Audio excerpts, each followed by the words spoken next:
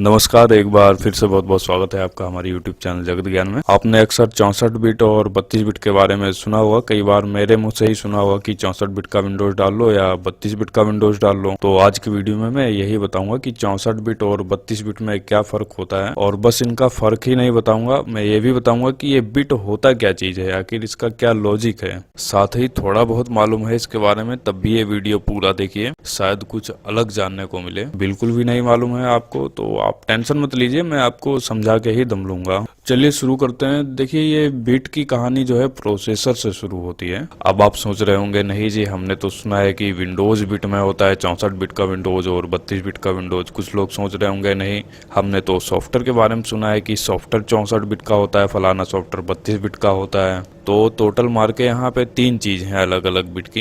पहला तो कंप्यूटर का प्रोसेसर हो गया 64 बिट का 32 बिट का। उसके बाद आएगा आपका ऑपरेटिंग सिस्टम यानी कि विंडोज हो गया 64 बिट का 32 बिट का। और सबसे आखिरी में है जो आप अपने ऑपरेटिंग सिस्टम में सॉफ्टवेयर डालते हो या विंडोज में जो सॉफ्टवेयर डालते हो वो भी 64 और 32 बिट दोनों में आता है। अब इनमें से सबसे पहले आया प्रोसेसर 64 और 32 बिट के लिए। अब प्रोसेसर को हम खाली देख के करते क्या, हमें कंप्यूटर में कोई ऑपरेटिंग सिस्टम या विंडोज वगैरह डालना था, तो फिर प्रोसेसर के बाद 64 बिट प्रोसेसर के लिए आया 64 बिट का विंडोज और 32 बिट प्रोसेसर के लिए आया 32 बिट का विंडोज। मैं बार बार विंडोज बोल रहा हूँ, आप इसकी जगह कोई दूसरा ऑपरेटिंग सिस्टम लेके समझ सकते हैं। अब हमारे पास प्रोसेसर आ गया है और विंडोज यानी कि ऑपरेटिंग सिस्टम आ गया है, कंप्यूटर तैयार हो गया है। लेकिन अब हमें कंप्यूटर में कोई सॉफ्टवेयर वगैरह डालना है, एग्जाम्पल के लिए जैसे एक्सेल डालना है, तो उसको भी 64 बिट वाले विंडोज के लिए 64 बिट वाला वर्जन बनाया गया और 32 बिट विंडोज वाले के लिए 32 बिट का वर्जन बनाया गया। तो इस तरह से सबसे पहले आया प्रोसेसर, फिर आया ऑपरेटिंग सिस्टम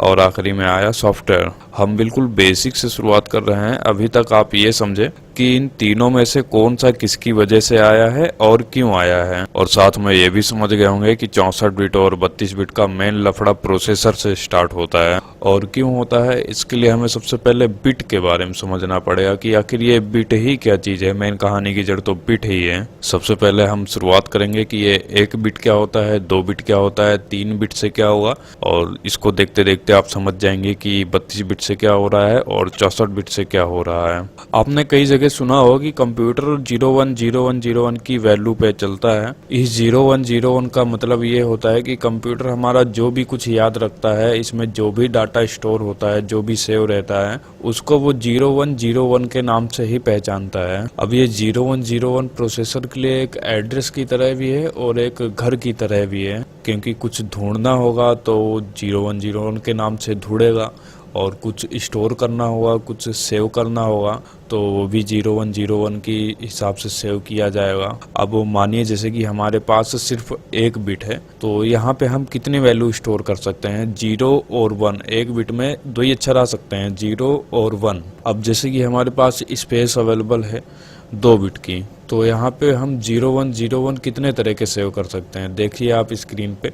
पहला 00, दूसरा 01, तीसरा 10 और चौथा 11। यानी कि इसके बाद हम कोई पांचवा जोड़ा तो बना नहीं सकते हैं। अगर जबरदस्ती बना भी देंगे तो वो इन चारों में से किसी का हमशक्ल होगा। उसी तरह से मान लीजिए अब हमारे पास आ गई 3 बिट, यानी कि हम 3 तरह के अक्षर लिख के, अक्षर बोले तो 0101, जितने जोड़े बना पाए बना लें। तो आप स्क्रीन पे देखिए हमने 8 जोड़े बना लिए हैं। 8 से ज्यादा नवा बनाएंगे तो वो मैचिंग हो जाएगा। बड़ा आसान है, ये कोई रॉकेट साइंस नहीं है जो आपको समझने में दिक्कत होगी। अब इसी तरह से जैसे कि 4 बिट में 4 जीरो आ गए, जिनका इस्तेमाल करके 16 जोड़े बन जाएंगे। 5 बिट में 5 जीरो आ गए, जिनका इस्तेमाल करके 32 जोड़े बन जाएंगे। इसी तरह से 6 बिट में 6 अक्षर आ जाएंगे, 7 बिट में 7 अक्षर आ जाएंगे, और इनके जोड़े कितने बनेंगे वो संख्या हर बार 2 से गुणे होती चली जाएगी। जैसा कि आपने अभी तक देखा, 1 बिट में 2 जोड़े थे, वो 2 से गुणा हुए, फिर 4 हो गए, फिर 2 से गुणा हुए 8 हो गए, फिर 16 हो गए, फिर 32 हो गए।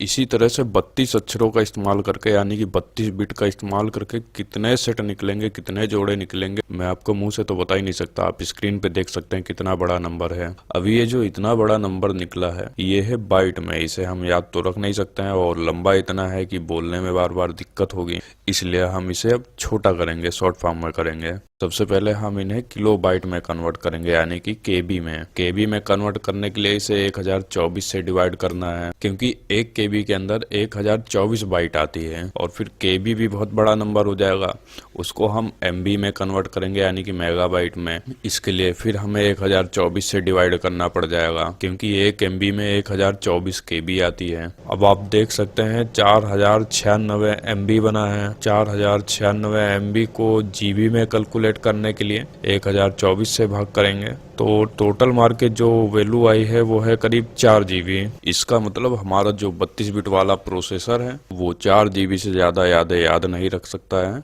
बोले तो सीधा सीधा मतलब ये है, हमारे 32 बिट वाले प्रोसेसर में 4 जीबी से ज्यादा की रैम नहीं लग पाएगी। यानी कि आपका अगर कंप्यूटर 32 बिट प्रोसेसर वाला है तो उसमें आप 4 जीबी से ज्यादा की रैम नहीं लगा सकते हैं। अब आज के जमाने में 4 जीबी रैम कितनी कम है तो आप सभी जानते होंगे।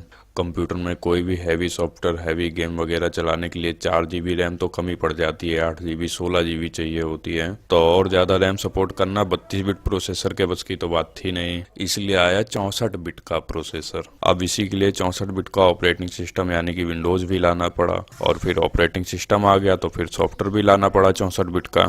अब इसी तरह से अगर 64 बिट की कैलकुलेशन करी जाए तो फाइनल नंबर निकल के आएगा 16 ईबी यानी कि एक्साबाइट का। यानी कि आप 64 बिट के प्रोसेसर के ऊपर 16 एक्साबाइट तक की रैम लगा सकते हो।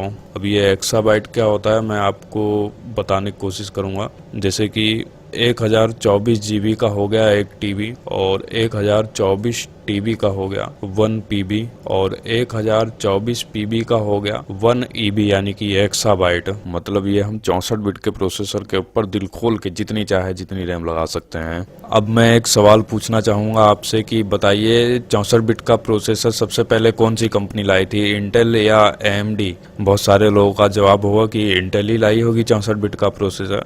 तो मैं बोलूंगा बिल्कुल गलत जवाब है आपका। सबसे पहले 64 बिट का प्रोसेसर AMD लाई थी, जिसने 2003 में एथलॉन और ऑप्ट्रॉन नाम के प्रोसेसर लॉन्च किए थे। ये 64 बिट के पहले प्रोसेसर थे जो नॉर्मल मार्केट में आ गए थे। इतना सुनने के बाद आप समझ ही गए होंगे कि 64 बिट बढ़िया है 32 बिट से। लेकिन अब बात करेंगे अगर आप 64 बिट का इस्तेमाल करते हैं तो आपके कंप्यूटर में क्या क्या चीज होनी चाहिए। देखिए 64 बिट का असली मजा लेने के लिए आपका जो है कंप्यूटर का हार्डवेयर भी 64 बिट का होना चाहिए। हार्डवेयर बोले तो मेन प्रोसेसर आपका 64 बिट का होना चाहिए। अब कंप्यूटर को तो आप देखोगे नहीं, इसके अंदर कोई ऑपरेटिंग सिस्टम डालोगे लाइनेक्स या विंडोज वगैरह या और कोई भी, तो वो भी 64 बिट का होना चाहिए। अब ऑपरेटिंग सिस्टम में कोई ना कोई सॉफ्टवेयर भी डालोगे तो वो भी 64 बिट का होना चाहिए। मेरा कहने का मतलब ये है अगर तीनों चीज 64 बिट की होगी तभी आप 64 बिट का असली मजा ले पाएंगे। अगर तीनों में से कोई एक भी चीज अगर 32 बिट की होगी तो आप सिर्फ 32 बिट का ही मजा ले पाएंगे।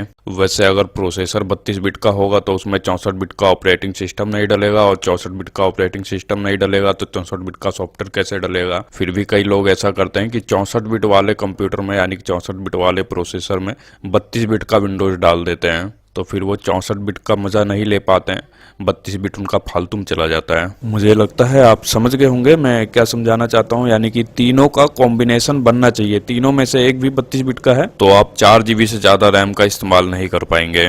इसी वजह से कई लोगों के कंप्यूटर में एक रैम वाली समस्या आ जाती है कि उनका कंप्यूटर 64 बिट का होता है और उन्होंने अपने कंप्यूटर में 32 बिट का विंडोज डाल दिया होता है, और उनके कंप्यूटर में रैम लगी होती है 8 जीबी की, जिसमें से 3.5 जीबी यूजेबल लिखा हुआ आता है और बाकी की रैम उनकी यूज नहीं हो पाती है, फालतू जा रही होती है। इस समस्या से बाहर निकलने के लिए वो लोग अपने कंप्यूटर में 64 बिट का ऑपरेटिंग सिस्टम डाल लें, आपका काम हो जाएगा। अब बहुत लोगों का सवाल होगा कि हम कैसे पहचाने कि हमारे कंप्यूटर में कौन से बिट का प्रोसेसर लगा हुआ है। तो ये कैसे चेक करते हैं इसके बारे में मैं आपको बताना भी फालतू का काम समझूंगा, क्योंकि आज से 10-15 साल पहले 32 बिट के प्रोसेसर आने बंद हो गए हैं। अब का जो सस्ते से सस्ता मरे से मरा जो प्रोसेसर आ रहा है वो भी 64 बिट का होता है। लेकिन मैं आपको एक बात बता सकता हूँ कि आपके कंप्यूटर में जो विंडोज डला हुआ है वो कौन से बिट का है, कैसे चेक करेंगे। इसके लिए स्टार्ट बटन पे क्लिक करिए, कंट्रोल पैनल में आ जाइए, व्यू बाय में लार्ज आइकन सेलेक्ट करके सिस्टम ओपन करिए। यहाँ पे आपको सिस्टम टाइप दिखेगा, इसमें आप देख सकते हैं कि हमारा जो विंडोज है वो 64 बिट का है और ये तरीका विंडोज 7 और विंडोज 8 के लिए सेम ही है। अब बहुत लोगों के मन में कंफ्यूजन हो गया होगा, सोच रहे होंगे कि 64 बिट का प्रोसेसर बहुत ही ताबड़तोड़ फास्ट होता है। नहीं, ऐसा नहीं है। ये क्यों नहीं है? क्योंकि ये आपके प्रोसेसर की मेगाहर्ट्ज गीगाहर्ट्ज की स्पीड पे डिपेंड करता है क्या है और उसमें क्या थ्रेड है, क्या हाइपर थ्रेड है और साथ ही कितनी कोर है और उस प्रोसेसर में कितने लॉजिकल प्रोसेसर लगे हुए हैं। इस तरह की काफ़ी चीज़ों पे निर्भर होता है कि आपका प्रोसेसर स्लो होगा या फास्ट होगा। अगर इनके बारे में नहीं जानते हैं तो कोई बात नहीं, मैं बताऊंगा आपको एक नया वीडियो बना के, लेकिन उससे पहले मैं इंतज़ार करूंगा कि इस वीडियो पे कम से कम 2000 लाइक आ जाएं। एक कन्फ्यूजन भी दूर करना चाहूँगा, जैसे कि कुछ लोग मेरे से कमेंट करके पूछते हैं कि सर ये बताइए कि 64 बिट का कंप्यूटर 32 बिट में कैसे कन्वर्ट करेंगे या 32 बिट वाला कंप्यूटर 64 बिट में कैसे कन्वर्ट करेंगे।